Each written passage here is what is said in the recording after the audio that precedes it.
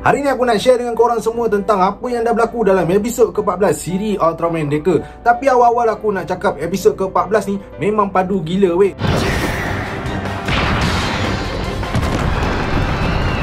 Bagi sesiapa yang masih belum tonton episod ke-14 ni, baik korang tengok dulu. Sebab kalau korang tengok aku punya video ni, nanti ada spoiler, lepas tu korang komplain. Jadi kepada yang nak menonton, korang boleh pergi ke channel YouTube Ultraman Official by Suburaya. Pergilah layan episod 14 tu dulu. Episod kali ni memang ada banyak kejutan dan menimbulkan beberapa persoalan baru. Suburaya ni memang dia saja nak bagi kejutan kat kita, lepas tu dia bagi kita benda-benda yang misteri sikit supaya kita akan terus mengikuti siri Ultraman Deca ni. Episod kali ni dimulakan dengan Ultraman Deca bekerja bersama-sama dengan Terra Fraser untuk mengalahkan raksasa. Sebelum-sebelum ni pun dah banyak dah raksasa yang diorang dah musnahkan, sehingga kan diorang berdua ni mendapat liputan media dan juga telah disukai oleh ramai orang. Tapi benda ni telah menggusarkan Ryuwon sebab dia perasan raksasa tiba-tiba muncul secara banyak dan juga kerap. Jadi dia rasa macam ada benda yang tak kena lah ni.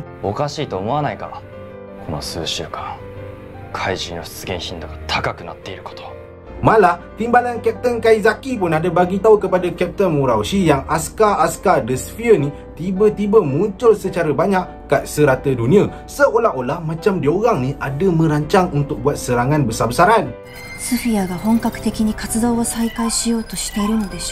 Dalam episod ni juga ada menunjukkan babak di mana Profesor Asakage dia menyebut benda-benda yang secara random Contohnya macam tiba-tiba dia sebut pantai, laut, pelangi sambil dia membayangkan sesuatu. Tapi apa sebenarnya yang sedang dibayangkan oleh Profesor Asakage pada masa tu? Niji, umi, hamabe. Lepas tu, tak semena-mena raksasa Spherosaurus muncul kat pelabuhan angkasa Sorafune. Sedangkan dia tu dah musnah dah pun masa episod pertama siri Ultraman Deca ni. Spherosaurus?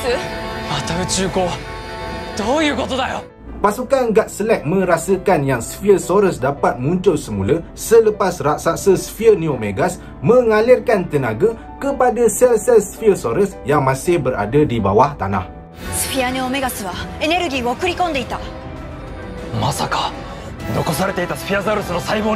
Spherosaurus pada masa tu muncul bersama-sama dengan askar-askar The Sphere. Jadi pasukan Gatslack bersama-sama dengan askar-askar TPU telah dikerahkan untuk menyerang kedua-dua musuh tu. Ryuwon dan Kirino bersama-sama dengan askar-askar TPU fokuskan serangan diorang kepada askar-askar The Sphere. Kanata pula menggunakan Guts Griffin untuk menyerang Spherosaurus. Kapten Murahoshi pula menyerang menggunakan Nusedese dan Hanejiro menyerang menggunakan Terra Fraser. Tembakan daripada Guts Griffin telah memusnahkan sebahagian tangan Spherosaurus. Tapi tiba-tiba askar-askar The Sphere mengerumuni bahagian yang musnah tu dan kemudian telah memulihkan tangan Spherosaurus.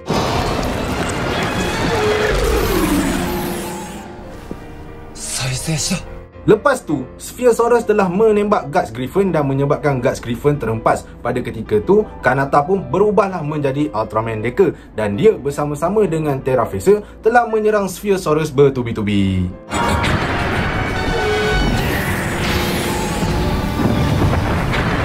Masa Hanejiro nak melepaskan tembakan TR Mega Buster ke arah Spherosaurus, tiba-tiba muncul satu susuk tubuh misteri yang telah menghalang Hanejiro melepaskan tembakan tu menggunakan satu alat misteri.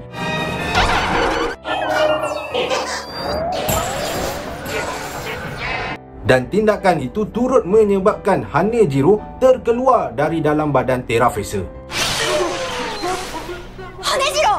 Rupa-rupanya susuk tubuh misteri yang menghalang Hanejiro tu ialah Profesor Asakage. Dia muncul sambil bercakap perkataan seperti bunga, pokok, pelangi, pantai sambil membayangkan sesuatu. Niji, umi, hamabe. Malah pada masa tu Asakage muncul dengan uniform yang agak pelik dan ketat. Aku tengok macam dia tak boleh nak berjalan elok sangat lah. So pakaian dia memang ketat gila weh. Lepas tu, Asakage telah mengeluarkan Dimension Card Terrafacer dan memasukkannya ke dalam alat misteri dia. Dan alat misteri dia tu, nama dia ialah Face Riser.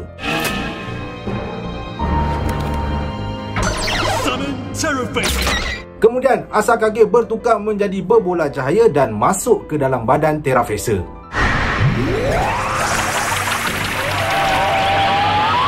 Dalam badan Terrafacer tu, ada wayar-wayar yang bersambung ke badan Asakage dan membolehkan Asakage mengawal Terrafacer.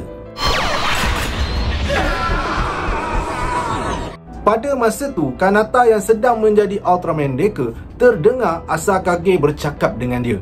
君がこの時代のデッカーだったとはね。君を倒すために作ったテラフェイザーだ。 Dari ayat tu, kita boleh tahu yang Ultraman Decker ni sebenarnya datang dari zaman yang berbeza dengan zaman Kanata.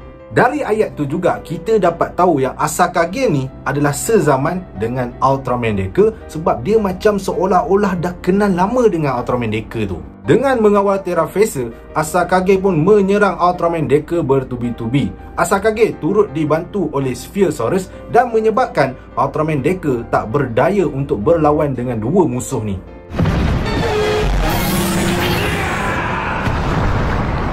Captain Murahoshi cuba untuk membantu Ultraman Decker menggunakan Nurse Dese. Baru je nak ubah Nurse Dese tu menjadi Battle Mode, Asakage keluarkan Dimension Card Gomora, masukkan dalam Face Riser dan kemudiannya melepaskan tembakan ke arah Nurse Dese dan menyebabkan Nurse Dese terhempas.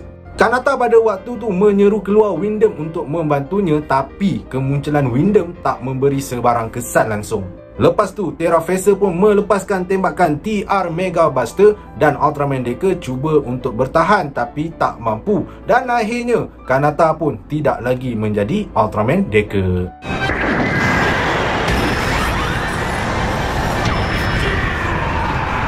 Selepas tak menjadi Ultraman Decker, Asakage pun bertemu dengan Kanata. Dia cakap kepada Kanata yang dia bukan benci kepada Kanata, tapi dia benci kepada kuasa cahaya yang ada dalam badan Kanata.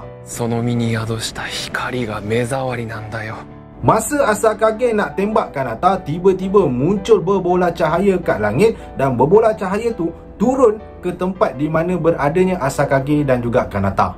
Daripada berbola cahaya tu munculnya seorang lelaki misteri.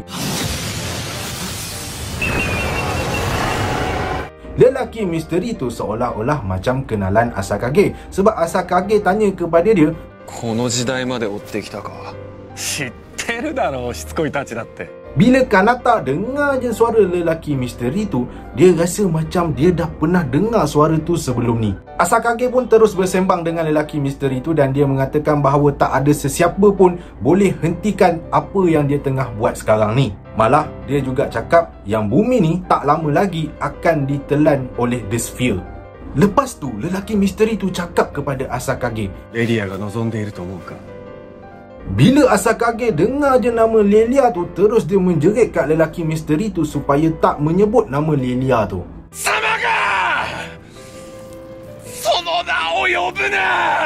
Cara Asakage menjerit tu nampak macam marah tapi lebih kepada kecewa. Seolah-olah macam ada sesuatu yang buruk telah berlaku kepada Lelia dan menyebabkan Asakage ni berasa kecewa yang teramat sangat. Aku syak memang ada benda buruk yang berlaku kepada Lelia tu dan apa yang Asakage buat sekarang ni adalah demi untuk membalas dendam terhadap apa yang telah berlaku kepada Lelia. Bila Asakage dah marah lelaki misteri tu, dia kemudiannya masuk semula ke dalam badan Terrafacer dan lelaki misteri tu pula telah mengeluarkan Ultra Deflacer. Pada masa tu, bekas simpanan Dimension Card yang ada pada pinggang Kanata tiba-tiba beralih pergi ke pinggang lelaki misteri tu.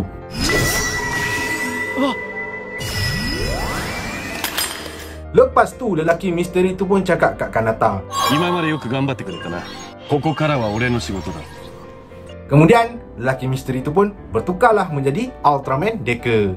Adakah lelaki misteri tu sebenarnya human host ataupun human form Ultraman Decker? Itu persoalan yang bermain-main dalam fikiran aku.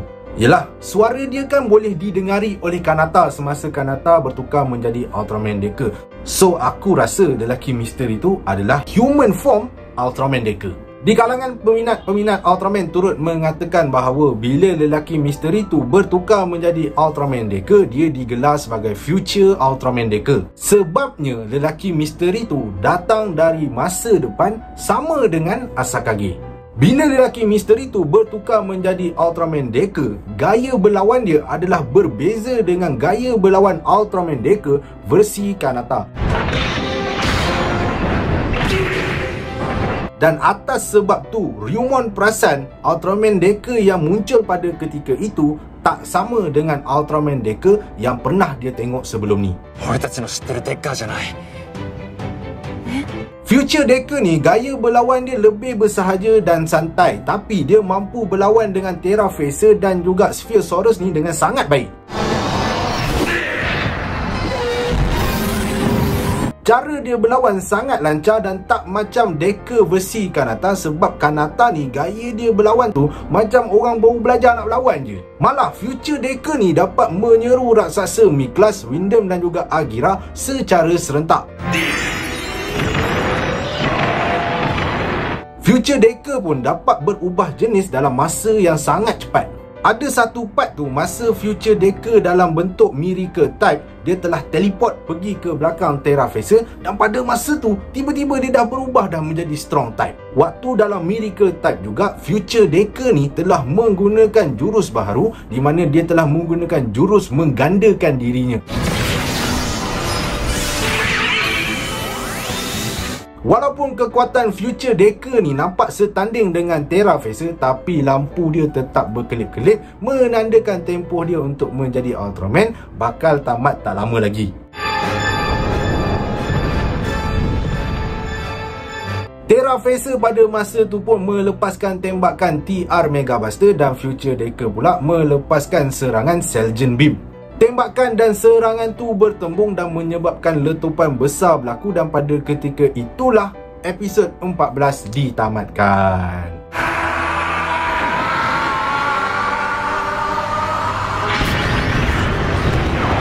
Apa yang jadi selepas tu kita semua akan tahu masa episod 15 nanti. Dalam episod ni aku paling tak expect yang Profesor Asakage tu sebenarnya watak jahat. Yelah, dalam episod-episod sebelum ni tak ada sebarang petunjuk pun yang menunjukkan Profesor Asakage tu bakal jadi orang jahat. Sebenarnya memang aku boleh jangka lah dia jadi orang jahat, tapi aku anggap dia akan jadi jahat sebab dirasuk oleh The Sphere. Yalah, sama macam apa yang jadi kepada Dr. Kisaragi dalam movie Ultraman Dyna and Ultraman 3 Warrior of the Star of Light. Dalam movie tu, Dr. Kisaragi telah dikontrol oleh alien yang bernama Alien Monera dan menyebabkan dia mengawal Death Facer untuk menyerang Ultraman Dyna. Tapi siri Ultraman Deca ni, Profesor Asakage tu, dia bukan kena kontrol dengan The Sphere. Dia jadi jahat sebab dia nak balas dendam kepada Ultraman Deca. Sebab itulah dia pergi cipta Terra Facer tu. Kita juga dapat tengok yang Profesor Asakage ni seolah-olah macam bekerjasama dengan The Sphere sebab dia tahu rancangan The Sphere, iaitu The Sphere ni nak telan bumi nanti. Cumanya aku still rasa lah yang Profesor Asakage ni dia bukan semula jadi jahat. Dia jadi macam tu sebab ada sesuatu yang dah berlaku pada zaman dia dan menyebabkan dia jadi orang yang nak membalas dendam tau. So kita kena tahu lah pasal benda tu juga.